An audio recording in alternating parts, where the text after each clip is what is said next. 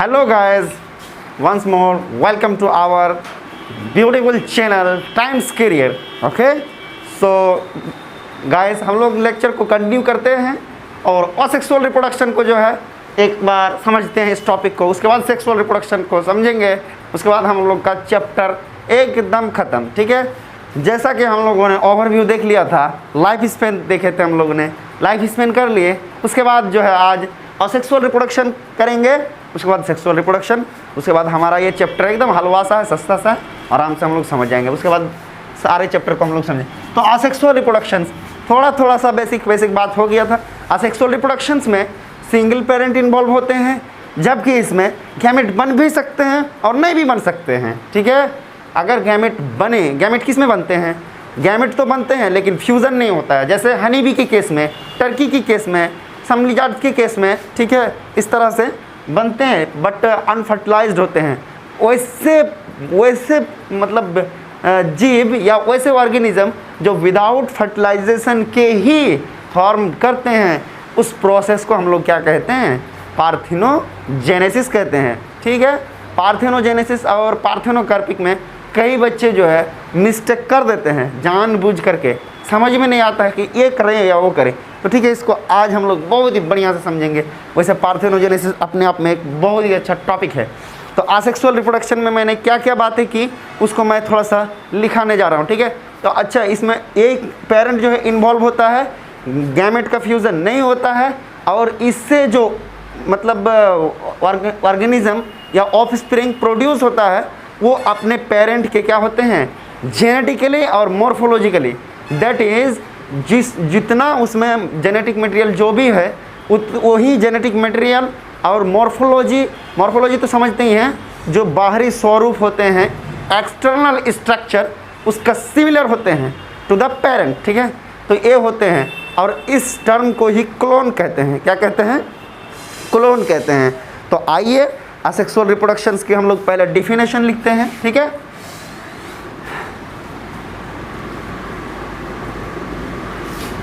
इन asexual reproductions लिखिएगा, इन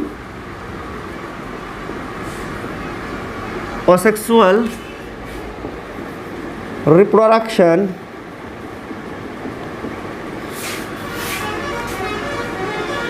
single parent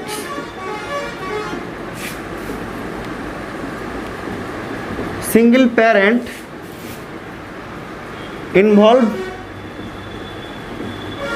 ठीक है, single parent involve and give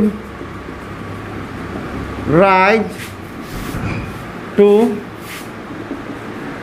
young ones या offspring। ठीक है, चलिए इतना बात समझ गए। दूसरा, गैमेट में भी formed but there is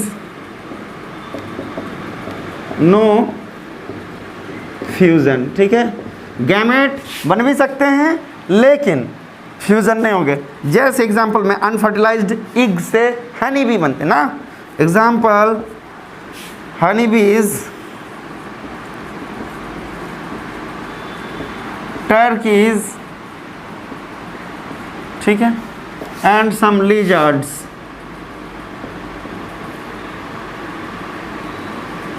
ठीक है, चलिए इसको जल्दी से स्क्रीनशॉट लेंगे या फिर इसको नोट डाउन करेंगे। ठीक है,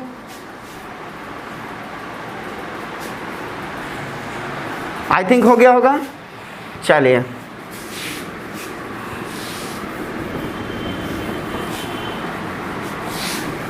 तो चलिए गाइज, हम लोगों ने असेक्सुअल रिप्रोडक्शन के बारे में 2 लाइनें बात की। ठीक है, और अब बात करते हैं।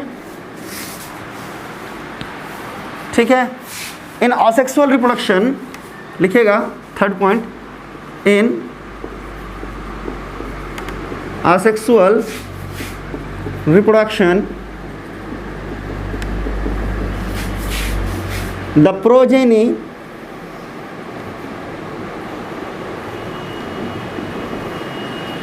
is not only identical to their parent but also genetically similar।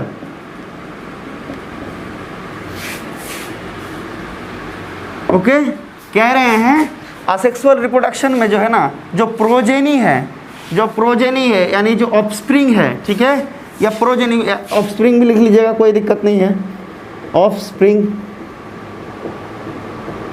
ठीक है। ऑफस्प्रिंग जो है नॉट ओनली, सिर्फ आइडेंटिकल ही नहीं है उसके इसमें फिजियोलॉजी में, ठीक है, बल्कि वो क्या है, वो जेनेटिकली भी है। दैट्स मीन मॉर्फोलॉजी भी उसका सेम है, मॉर्फोलॉजी और genetically. This is referred to as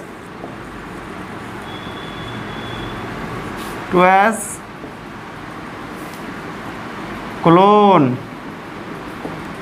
ठीक है, यानी कि फोटोकॉपी, जैसे हम लोग बोलते हैं ना, उसी तरह से बायोलॉजिकल वर्ड में क्लोन शब्द जो है यूज किया गया है, एकदम टू कॉपी, ठीक है, यानी कि पेरेंट के जैसा ही उसका बच्चा भी होते हैं, ठीक है, मॉर्फोलॉजिकली और जेनेटिकली दोनों ही सेम होते हैं। समझ गए? चलिए मैं इसको मिटा रहा हूँ, जल्दी से इसको उतारिए।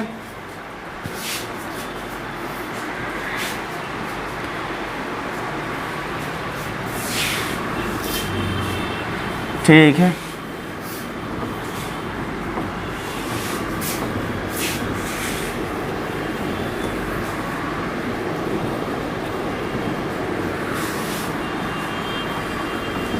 चलिए अब हम लोग जो है असेक्सुअल रिप्रोडक्शंस के टाइप को करेंगे, ठीक है, किसको करेंगे, टाइप को, कि कैसे कैसे होते हैं, इसकी स्ट्रक्चर, इसका क्या क्या होते हैं, यही सब हम लोग करेंगे, ठीक है। तो let me know types of asexual reproductions, लिखिए टाइप्स ऑफ असेक्सुअल रिप्रोडक्शन लिखेंगे। चलिए इसको मैं मिटा दे रहा हूँ, ठीक है, लिखेंगे टाइप्स ऑफ असेक्सुअल रिप्रोडक्शंस, बड़ा करके लिखना चाहिए था।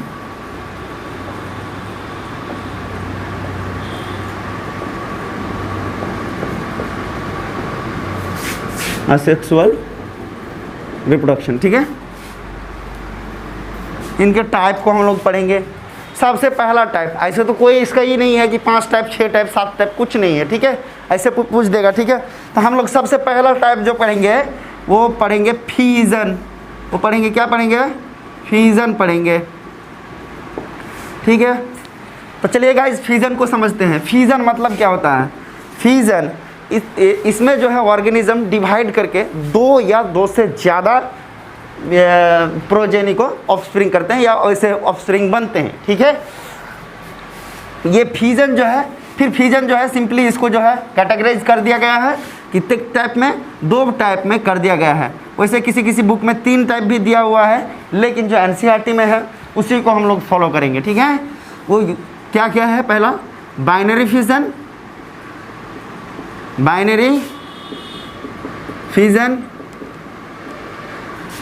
दूसरा आपका है मल्टीपल फ्यूजन,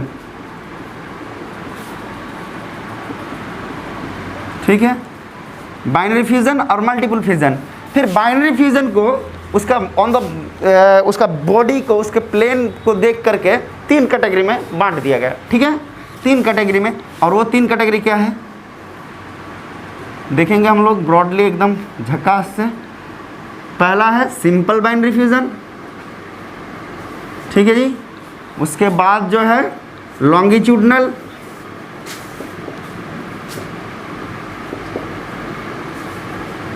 और एक है ट्रांसवर्स, ठीक है। Simple binary fusion, longitudinal binary fusion और ट्रांसफर बाइनरी फ्यूजन, इन सब के एग्जाम्पल इतने अपने आप में पावरफुल है, बस इनके एग्जाम्पल ही पूछे जाते हैं। तो फ्रेंड्स एग्जाम्पल को एकदम रट लेना है या फिर उसको याद कर लेना किसी भी तरह से, ठीक है। कुछ ऐसे चीज़ें होते हैं जो हमें रिमेंबर करना ही पड़ता है, और कुछ ऐसी चीज़ें हैं जो हमें समझना पड़ता है। तो एग्जाम्पल तो हमें व्हाटएवर हमको याद करना ही होगा, ठीक है। तो इसीलिए हम लोग याद करेंगे। सिंपल बाइनरी फ्यूजन में आप दे दीजिए एग्जाम्पल में अमीबा दे दीजिए, ठीक है, अमीबा दे दीजिए। अच्छा, लॉन्गिट्यूडनल और ट्रांसफर। लॉन्गिट्यूडनल में आप जो है क्या बोलते हैं, लॉन्गिट्यूडनल में नाम क्या है उसका, यूग्लिना। एग्जाम्पल में यूग्लिना दे दीजिएगा, ठीक है, ठीक है, यूग्लिना वगैरह दे दीजिएगा। लॉन्गिट्यूडनल में समझा रहा हूँ, लॉन्गिट्यूडनल किसे कहते हैं, ट्रांसफर किसे कहते हैं, ये एक्चुअली जो है फिजिक्स का टर्म है।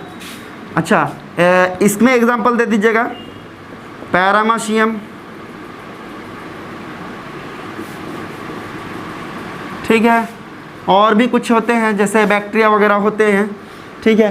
तो इस तरह से हम लोगों ने देख लिया कि बाइनरी फ्यूजन में जो है हम लोग 3 देखें, सिंपल, लॉन्गिट्यूडनल और ट्रांसफर, ठीक है। एक एक एग्जांपल मैंने करवा दिए।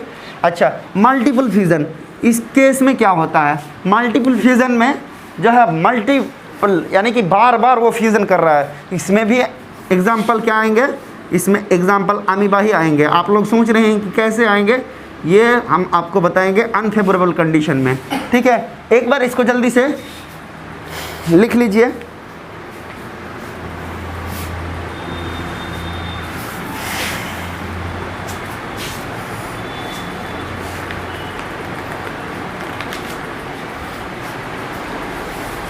चलिए, मुझे लगता है आप लोगों ने लिख लिए हैं।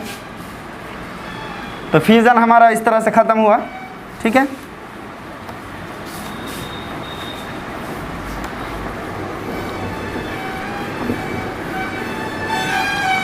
थोड़ा सा फास्ट चल रहे हैं, ठीक है।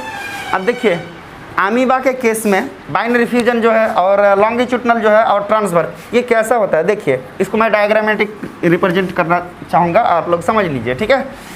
जैसे मैंने क्या कहा, बाइनरी में सिंपल, कोई ऐसा ऑर्गेनिज्म है, ठीक है, मैं इसी में समझा रहा हूँ। ये क्या है, बचपन से आप पढ़ते आ रहे हैं, ये अमीबा है, ओके, अमीबा। इससे मैं एक क्वेश्चन दूंगा, अमीबा क्या करता है। अच्छा, ये सब क्या है, इनके ये सब क्या है, स्यूडोपोडिया, इसको क्या कहते हैं, स्यूडोपोडिया, ठीक है। जिससे ये क्या करते हैं, फीड या फीड भी है, ये फॉल्स फीड भी है। स्यूडो मतलब होता है क्या, स्यूडो मतलब होता है फॉल्स, अपोडिया मतलब होता है फीट, पैर, ठीक है, फीट। इसी से ये क्या करता है, भोजन को, खाना को ये जो है अपने अंदर ही करता है। अच्छा, उसके बाद जो है ये सीडोपोडिया हो गया। यही सीडोपोडिया फेवरेबल कंडीशन में क्या करता है, ये सेल डिवीजन करता है। आप इसको आपको पहले ही बताए थे कि सिंगल सेल में reproduction is synonyms with growth, ठीक है। ग्रोथ करे या रिप्रोडक्शन, आप कहेंगे ग्रोथ कर रहा है, बिल्कुल कर रहा है, रिप्रोडक्शन कर रहा है, बिल्कुल रिप्रोडक्शन कर रहा है, ठीक है। तो इस तरह से ये एक ही चीज़ है, अगर ग्रोथ करेगा तो वही रिप्रोडक्शन हो गया, और रिप्रोडक्शन करेगा तो वही ग्रोथ। रिप्रोडक्शन का मतलब क्या, प्रोड्यूस करना, 1 से 2 होना, ठीक है। और यूनिसेलुलर है, चूँकि ग्रोथ अगर होगा तो उसको क्या करना पड़ेगा, डबल होना पड़ेगा, ठीक है। ये क्या हो गया, अमीबा। अच्छा, मैं सिंपल बाइनरी फ्यूजन समझा रहा था, ठीक ना। तो बाइनरी फ्यूजन में मतलब ऐसा हो रहा है, कुछ आपके एनसीईआरटी में बहुत बढ़िया से दिया हुआ है, ठीक है। लास्ट वाला फ़ोटो दिखा रहा हूँ मैं, बहुत सारा उसमें प्रोसेसेस हैं, ठीक है। तो ये आपका जो है 2 डॉटर सेल में ये कन्वर्ट हो गया, यानी कि 2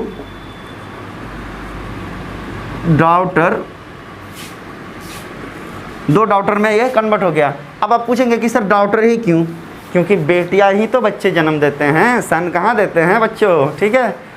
वैसे फनी था थोड़ा सा बात, ठीक है। तो 2 डॉटर रिकवर करते हैं। मेरा सवाल अब सुन लीजिए, क्वेश्चंस आप लोग के लिए, और ये होमवर्क भी, ठीक है।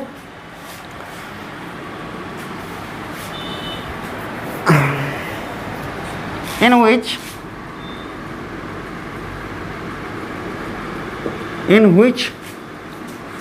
organ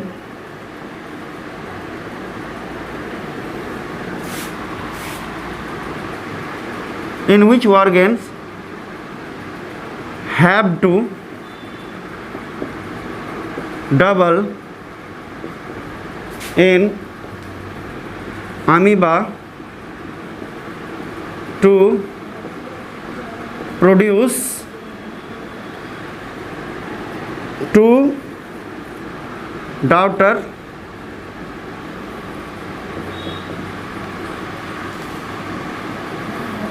amoeba. ठीक है, अमीबा दो डॉटर सेल को प्रोड्यूस करने के लिए अपने आप में क्या डबल करता है, कौन सा ऑर्गन्स को डबल करता है या क्या चीज़ को डबल करता है, आपको आंसर वो ही लिख के लाना है। ठीक है, और मैं ऑप्शन नहीं दूंगा। ठीक है, ऑप्शन, ठीक है ऑप्शन भी ले लीजिए। ऑप्शन में लिखिए न्यूक्लियस, ऑप्शन बी में लिखिए वैक्यूल्स,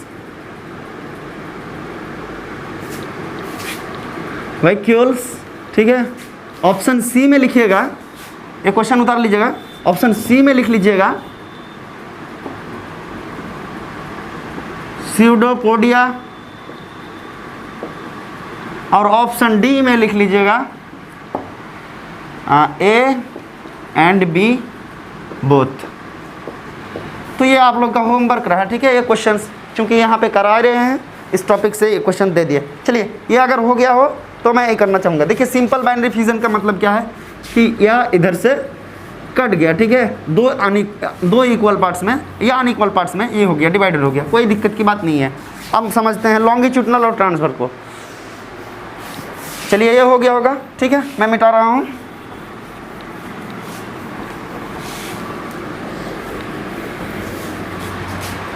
देखिए, ये हो गया आपका लॉन्गिट्यूडनल कैसे करते हैं, लॉन्गिट्यूडनल। ठीक है, ऐसे भी आपको नीट में क्वेश्चन दे देगा, कोई ऑर्गेनिज्म का कोई एग्जांपल ही नहीं देगा, ऐसे दे देगा।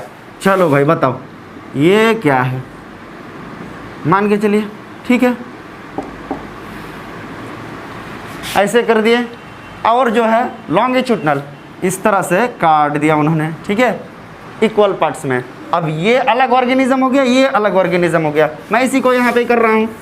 ठीक है, ये कितना मोटा था, अब एक ही आँख आ पाया और थोड़ा सा आ गया। ठीक है जी, दो ऑर्गेनिज्म, ये यहाँ एक आँख आ गया, लेकिन ये मतलब ग्रो करके जो है बना ही लेता है। ठीक है, इसी का नाम तो ये प्रोजेनी है। ठीक है, बच्चे पैदा कर दिए पेरेंट्स से, तो इसको कहते हैं लॉन्गिट्यूडनल ऐसे होता है। तो लॉन्गिट्यूडनल में क्या एग्जांपल दिए थे, आप लोग को सीधा सीधा आना चाहिए, यूग्लिना। ओके, मुझे लगता है कोई दिक्कत नहीं है, यूग्लिना, इसी को लॉन्गिट्यूडनल मतलब क्या, लॉन्ग तरीके से, लंबा से काट दो भाई। क्या कर दो, लंबा से। एक तरीका ये भी होता है कि इस तरह से काट दो, लेकिन ये तरीका कहाँ पे होगा, ट्रांसवर्स में होगा। किस में होगा, ट्रांसवर्स, मतलब क्या, उसको बीचों बीच काटिए, यहाँ से यहाँ पे भी बीचों बीच काटते हैं, लेकिन ये खड़ा होके, और वो क्या होके एकदम उसका साइड से, उसका बीचों बीच से। ओके, मुझे लगता है समझ गए होंगे। चलो मैं मिटा रहा हूँ इसको। तो इस तरह से फिगर भी दे सकता है गाइस। ओके, अच्छा चलिए, और एक जैसे कि पैरामेशियम के केस में देख लेते हैं हम लोग। वैसे पैरामेशियम तो एकदम चप्पल टाइप का होता है, दिक्कत ही नहीं है। ये मान के चलिए एक और ऑर्गेनिज्म है, कुछ भी समथिंग, इसको उन्होंने क्या करा, इस तरह से इस बार काट दिया। ठीक है, इस तरह से काट दिया, तो इस तरह से इसको बोलते हैं क्या, अब लॉन्गिट्यूडनल की जगह हम लोग क्या लिखेंगे, ट्रांसवर्स लिखेंगे। क्या लिखेंगे, ट्रांसवर्स। फिजिक्स में पढ़ देंगे आप लोग बहुत बढ़िया से, इस तरह से ट्रांसवर्स वेव पढ़ेंगे वगैरह वगैरह। ठीक है, तो ये इस तरह से होता है। चलिए एग्जांपल आप लोग जल्दी बताइए, पैरामेशियम। चलिए, आई थिंक अब जो है आप लोग का बाइनरी फ्यूजन क्लियर है। ठीक है, बाइनरी फ्यूजन से क्वेश्चंस आते हैं और मेनली आते हैं एग्जाम्पल्स आते हैं, ठीक है। मैंने एग्जाम्पल्स करवा दिए, थोड़ा सा आप लोग एनसीईआरटी देख लीजिएगा, एनसीईआरटी में भी कुछ एग्जाम्पल है, बस उसी को करना है, ठीक है। ज़्यादा कुछ करने की ज़रूरत ही नहीं है और ज़्यादा कुछ करना भी नहीं है, एनसीईआरटी से बाहर जाना ही नहीं है। चलिए अब हम लोग समझते हैं बर्डिंग, ठीक है। क्या होता है बर्डिंग? अच्छा, सबसे पहले लिख लीजिएगा एक साइड में, वो चीज़ मुझे लिखवा देना चाहिए आप लोग, ताकि याद हो जाए वो चीज़। करना क्या क्या है इसमें आखिर? टाइप्स में जो है, टाइप्स दिए थे ना, टाइप्स में दिए थे, तो टाइप्स में जो है ना इस तरह लिख दीजिए। तो एक हो गया आपका बाइनरी फ्यूजन, सॉरी फ्यूजन लिख दीजिएगा, ठीक है। एक नंबर लिखिएगा, फ्यूजन लिख लिए। दूसरा नंबर लिखिएगा बर्डिंग लिख लीजिएगा, ताकि एक बार देख ले फटाफट। 3 नंबर में लिखिएगा स्पोरुलेशन, और उसके बाद जो है रीजेनरेशन, उसके बाद आप फ्रेगमेंटेशन भी ले लीजिए, कोई दिक्कत नहीं है, ठीक है। बस उसमें एग्जाम्पल ही याद करना है, असेक्सुअल रिप्रोडक्टिव स्ट्रक्चर में सिर्फ और सिर्फ। और 6 नंबर में also vegetative reproduction, vegetative प्रोपेगल्स।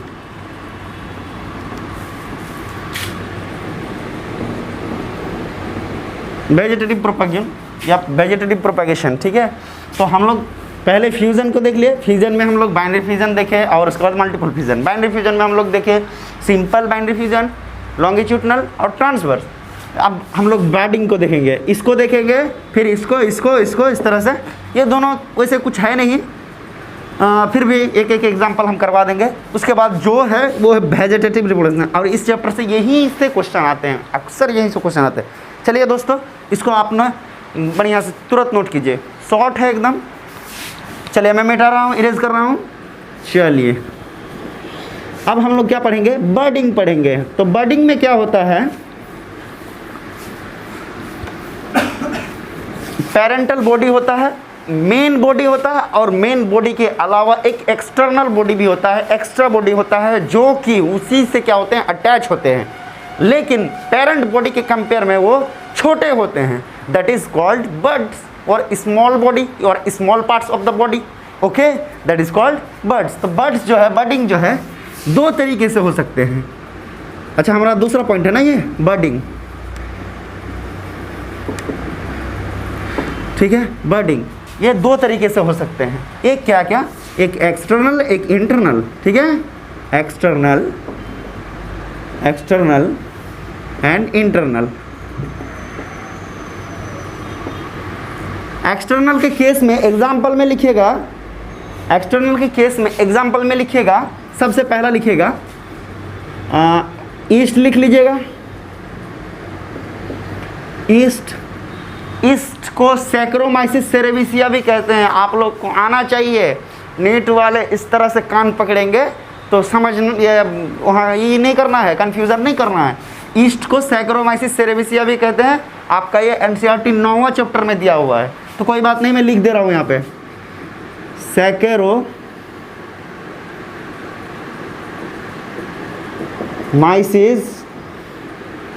Cerevisiae, ठीक है जी, सेरेविसिया, आई थिंक सी होगा, ठीक है, सैक्रोमाइसिस सेरेविसिया। चलिए, ये तो फर्स्ट एग्जांपल हो गया किसका? एक्सटर्नल में, एक्सटर्नल बर्डिंग में। अच्छा, एनिमल्स में भी होते हैं। क्या होते हैं एनिमल्स में? एनिमल्स के केस में जो है एग्जांपल, ये तो एग्जांपल था। दूसरा एग्जांपल जो है हाइड्रा ले लीजिए, ठीक है, बहुत बढ़िया से जानते हैं। पेज नंबर जो है अब 6 नंबर में आ जाइए। 6 नंबर में जो है ना फिगर 1.3 का जो है सी नंबर में देखिए, हाइड्रा को आराम से दिखने मिल जाएगा आपको कि एक जो है मेन बॉडी है और दूसरा वो बॉडी है, ठीक है। तो वही बर्ड्स हो गया, वही टूट करके जनरेट करके न्यू प्लांट्स बना देंगे आपका। तो एक्सटर्नल में हम लोग क्या क्या एग्जांपल कर लिए ने? ईस्ट कर लिए, जिसे सैक्रोमाइसिस सेरेविसिया कहते हैं, और एक हाइड्रा कर लिए। दूसरा जो है होता है इंटरनल बर्ड्स, ठीक है, इंटरनल बर्ड्स। बर्ड्स दो तरीके से हो सकते हैं, ठीक ना। हम लोग किए एक्सटर्नल और इंटरनल। इंटरनल किस में होता है? समुद्र में, ठीक है। स्पंज नाम का ऑर्गेनिज्म होता है, तो एग्जाम्पल में लिख लीजिए स्पंज, ठीक है। स्पंज में होते हैं।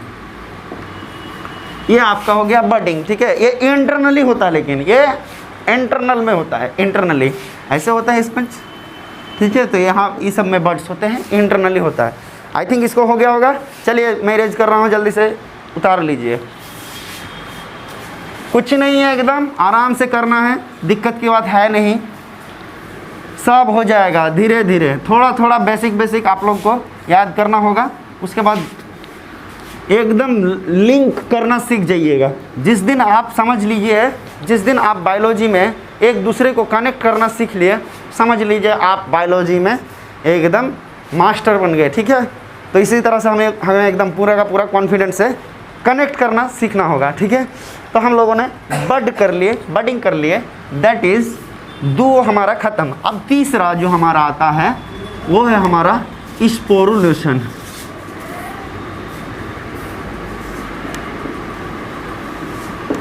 ठीक है। स्पोरुलेशन क्या होते हैं? ये स्पोरुलेशन ये भी एक सेक्सुअल रिप्रोडक्टिव स्ट्रक्चर है, जिसमें स्पोर के वजह से क्या होते हैं, इसमें रिप्रोडक्शन होते हैं, ठीक है। क्या क्या स्पोर्स हैं? पहली बात बताइए आप लोग, असेक्सुअल रिप्रोडक्टिव स्पोर्स या कौन कौन से हैं? याद है आप लोग को? 11th में हम लोगों ने पढ़ा था जू स्पोर, कॉनिडियो स्पोर। अच्छा, एप्लाइनो स्पोर तो नहीं होगा। एप्लाइनो स्पोर क्या हो गया? सेक्सुअल स्पोर हो गया। लेकिन कुछ तो जानते होंगे, उसमें से सबसे पहला जू स्पोर। स्पोरुलेशन में जू स्पोर है ना, कोई दिक्कत की बात नहीं। कॉनिडियो स्पोर, कॉनिडियो स्पोर, ठीक है। इस तरह से हम लोग ने देखा था, ठीक है। जू स्पोर, कॉनिडियो स्पोर, और भी कुछ होते हैं। जाइगो स्पोर तो नहीं होगा। अब बहरहाल आप लोग का एनसीईआरटी बस दो ही चीज़ होता है, बता रहा है। जू स्पोर किस में होता है बताइए? क्लाइमाइडोमोनास देखे हैं? इस तरह से क्लाइमाइडोमोनास ए लिखिए, नहीं मुझे आँख नहीं बनाना चाहिए, ठीक है। बाइफ्लैजिलेटेड होता है इस तरह से। तो जू स्पोर जो किस में होता है? क्लाइमाइडोमोनास में होता है, लिख लीजिएगा क्लाइमाइडोमोनास में होता है, ठीक है। और ये जू स्पोर जो है ना, मोटाइल होता है, हमेशा याद रखना बच्चा, मोटाइल होता है, फ्लैजिलेटेड होता है, ठीक है। अच्छा चलिए, कॉनिडियो स्पोर आपका एग्जाम्पल में दिया हुआ है। ये किस में होता है? पेनिसिलिन में होता है। किस में होता है? पेनिसिलिन। किस तरह से एग्जाम्पल? अच्छा, पेनिसिलियम, ठीक है। पेनिसिलियम में होता है कॉनिडियो स्पोर, ठीक है। और स्पोरुलेशन और एक चीज़ में होता है, वो है हमारा, ये तो एग्जाम्पल कर ही लिए है ना। और एक होता है हमारा, और भी एक होता है अमीबा में भी होता है। अब इसको समझिए, अमीबा मैंने क्यों लिखा? ड्यूरिंग अनफेवरेबल कंडीशन में अमीबा क्या करता है, यहाँ पे समझिए। अनफेवरेबल कंडीशन में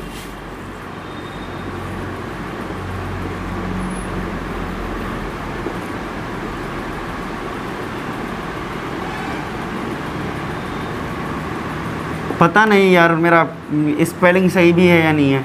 अनफेवरेबल कंडीशन में क्या करता है, वो अपने सीडोपोडिया को क्या कर देते हैं? विथड्रॉ कर देते हैं, मतलब ख़त्म, मतलब वो कहीं ये कर देते हैं, उसको छोड़ देते हैं। तो मान के चलिए अगर ये जो है, ये मान के चलिए अमीबा है, ठीक है। ये उतार लिए है ना, ये उतार लिए होंगे, ठीक है। मैं थोड़ा सा इसको समझाने के लिए ये करना पड़ेगा हमको, ठीक है। ये मान के चलिए न्यूक्लियस है, ये हमारा क्या है? ये अमीबा का सीडोपोडिया है। ये सीडोपोडिया को क्या कर लेता है? अनफेवरेबल कंडीशन में सीडोपोडिया को विथड्रॉ कर लेता है। अगर विथड्रॉ कर लेगा तो कुछ ऐसा दिखेगा हमारा अमीबा, बहुत बढ़िया, ऐसा दिखेगा हमारा अमीबा। चलिए, इन सब को विथड्रॉ कर दिया, दैट इज़ वो ऐसा दिखेगा, ठीक है। अनफेवरेबल कंडीशन में दैट इज़ वो अनफेवरेबल कंडीशन मतलब क्या? उसके लिए खतरा, बाढ़ आ गया, समुद्र आ गया, अरे यार एकदम पूरा चहलकदमी मच गया, अब तो मरने का टाइम लगता है आ गया, तो वो क्या करेगा उस समय अनफेवरेबल कंडीशन में ख़त्म करेगा अपने ये क्या बोलते हैं सीडोपोडिया को विड्रॉ करेगा, और ऊपर से जो है ना बाहर से एक लेयर लगा देगा, ये सब लेयर लगा देगा वो, ठीक है। ये 1 हो गया, ये 2 हो गया और एक 3 हो गया, 3 लेयर लगा देते हैं। इस प्रोसेस को बोलते हैं प्रोसेस इंसिस्टेशन। क्या बोलते हैं इसको? इंसिस्टेशन, ठीक है, इंसिस्टेशन। और ये जो तीनों लेयर है, इस तीनों लेयर को हम लोग बोलेंगे क्या? सिस्ट बोलेंगे। इसको क्या बोलेंगे हम लोग? सिस्ट बोलेंगे। तो समझे बच्चे, जब फेवरेबल कंडीशन में आ जाता है, अनफेवरेबल में ये इसको विड्रॉ कर दिया, जब फेवरेबल कंडीशन में आएगा ये फिर से अपने इसको क्या करेगा? डिस्ट्रॉय कर देगा। और इतने में अगर फेवरेबल कंडीशन आते आते इतने में वो बहुत सारे स्पोर्स बना देंगे। वो क्या करेंगे? मैं और एक फिगर में बना रहा हूँ, ठीक है।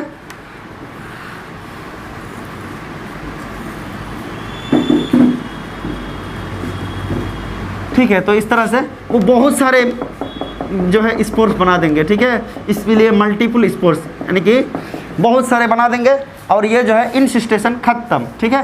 तो ये जो है जब मतलब ये डिटेच हुआ, ये ख़त्म हुआ, ठीक है, ये डिटेच जब भी हुआ तो ये जो है जितने भी था ये आके नया नया क्या बनाएंगे? अमीबा बनाना शुरू कर देंगे। ये स्पोर जो है बहुत सारी संख्या में रहते हैं, और यही जो है निकल के आ रहे हैं और बहुत सारे क्या बना देते हैं? अमीबा बना देते हैं। ठीक है बच्चा, तो यही इसको बोलते हैं मल्टीपल फ्यूजन भी बोलते हैं, मल्टीपल स्पोर्स भी बोलते हैं, ठीक है। तो ये इस तरीके से होता है अनफेवरेबल कंडीशन में और फेवरेबल कंडीशन में, ये अमीबा में ऐसा होता है। चलिए, इसको किस ने समझा कमेंट बॉक्स में ये करेंगे। और धन्यवाद गाइज, अगर वीडियो अच्छी लगे तो लाइक, शेयर और सब्सक्राइब ज़रूर करें, ठीक है, क्योंकि इससे हमको मोटिवेशन मिलता है।